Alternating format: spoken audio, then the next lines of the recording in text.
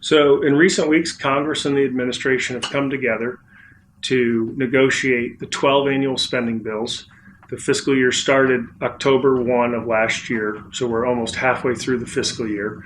But they've come together on what's called an Omnibus Appropriations Bill, which is a $1.3 trillion spending bill that also includes a number of other policy reforms that normally would pass through Congress and be debated through Congress on their own.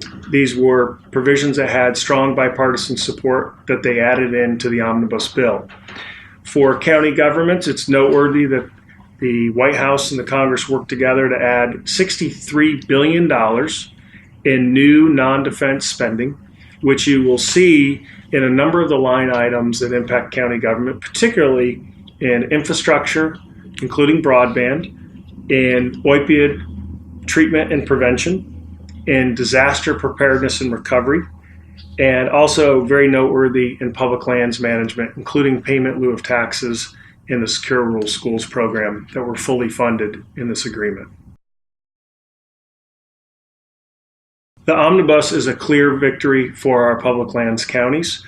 The payment in lieu of taxes program, or PILT, which helps offset the loss of property tax in counties with significant federal public lands, actually gets a significant increase up to $530 million. Now that may be a one-time increase, but it is a full funding for payment in lieu of taxes. It also includes a Secure Rural Schools program. We were 2 fiscal years behind in funding for Secure Rural Schools. This agreement includes money for fiscal year 17 and 18, and most importantly includes active forest management reforms that are going to allow our counties to work with the private sector, nonprofits, our environmental partners, to, in a very responsible way, put our forests back to productive use. We are seeing a dramatic increase in forest fires.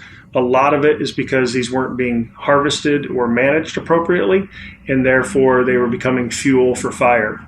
So we see this as a win-win, short-term assistance for counties who have lost timber receipts so they can provide public safety, transportation, as well as funding for our schools. And now these reforms that'll help us put the forest back into productive use. What the members of Congress decided to do was make a major down payment on the president's infrastructure request. They put in an additional $10 billion throughout the budget for various infrastructure programs. It includes a $300 million increase for HUD's community development block grants for the formula programs, including to urban counties. Rural counties will be able to access this money through their state governments. It includes an extra $412 million for the home investment program, another $1 billion with a B for the Tiger discretionary grants through the Department of Transportation, which a lot of that money often flows to county infrastructure programs. They added an extra $2.5 billion for the highway formula programs to the states, which often is suballocated down to counties. An additional $800 million for transit programs, often for city and county or regional transit services. And interestingly, they added a new program in the Office of the Secretary of Department of Agriculture with $600 million for broadband deployment. They're not going to run this money through the traditional USDA broadband program. They're going to provide the Secretary with more flexibility to invest in new rural broadband infrastructure, and we're very excited.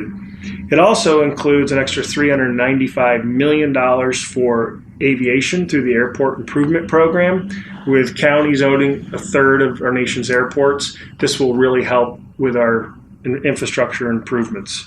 So as you can see, they spread the money out around through existing programs. The EPA Clean Water and Drinking Water revolving funds also got an increase. Most of the infrastructure line items throughout the budget have some sort of increase, from the Appalachian Regional Commission to the Economic Development Administration to USDA Rural Development, as well as I mentioned, DOT and HUD. This is another example where the House and Senate came together, Democrats, Republicans, to work together to address the opioid crisis.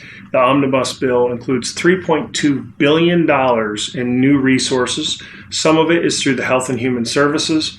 Some of it is even targeted at USDA for rural communities. Department of Justice has some money for law enforcement, as well as the Office of National Drug Policy, ONDCP, has money for the high trafficking areas that many of our counties participate in, some of those coalitions dealing with some of the most severely hit areas. So an additional $3.2 billion on top of existing investment. And I want to make the point, in addition to the Omnibus bill, the Congress last fall appropriated $135 billion through 3 different buckets of money for our nation's disasters. In our research, 1/4 of the nation's counties, over 800 counties, had a presidential disaster declaration last year. That's a staggering number of 1/4 of our counties just in 1 year. What the Congress does is builds on that earlier investment for immediate post-disaster recovery with an additional $250 million for pre-disaster mitigation strategies and capital projects that will help harden our infrastructure for future disasters. It's also noteworthy that they put in an extra $85 million for flood map updates so that folks understand where these disasters will occur, including around flooding. But there's some policy challenges that we're going to be looking at where the federal government can't sustain this level of aid for state and local governments into the future. And FEMA's been tasked with looking at the declaration process for future disasters and when should the federal government partner with state and local governments on both mitigation and recovery. So it's very noteworthy that there's a lot of money flowing on disasters. We shouldn't get used to it. I think the federal government is going to have to step back in the future on this, and we're really going to have to look from the local level how we prepare for disasters. Yeah, in the bill, there's $380 million in new money for election equipment upgrade that works through the Help America Vote Act of 2012. There's a lot of discussions around what type of equipment and how should states and counties harden their election equipment, and there's cybersecurity protections for elections. But there's $380 million in new money that will flow to the states and hopefully down to the county level for election equipment upgrades. For this current fiscal year and next year, the Congress has made the decision to invest extra money into both defense programs and non-defense programs. But as we reach annual deficits of $1 trillion, I'm just not sure how sustainable it is. So we really need our members to be thinking how to use this money strategically and wisely. We don't think it'll last into future fiscal years, for this year clearly and maybe next year, but these $1 trillion annual deficits will catch up to the country, and I think you will see a political shift at some point where they'll have to cut back. I think there's 2 things that we're asking our members to do. One is to thank their members of Congress for working in a bipartisan way to make strategic investments, particularly in infrastructure, both physical infrastructure as well as human infrastructure. One of the things I didn't note was a $2 billion increase in the child care block grant.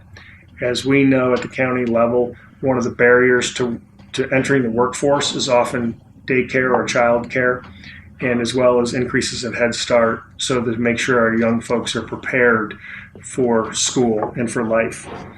So we want to thank those members of Congress that worked with us to make strategic investments. And then secondly, we will be putting out a detailed report on the Omnibus bill. We encourage you to read it and analyze it. And a lot of this money will flow through the state governments. So the county associations at the state level, as well as individual counties, should really be thinking about reaching out to their state partners to see how they can access the money and work strategically, as well as outreach directly to these federal agencies that will have additional resources. We want to close by thanking our members. We have sent out countless alerts this year on different appropriations programs, as well as policy programs like public lands, as well as the election issues and the opioid issues, the disaster issues. And we want to thank our members for being actively engaged in the conversation.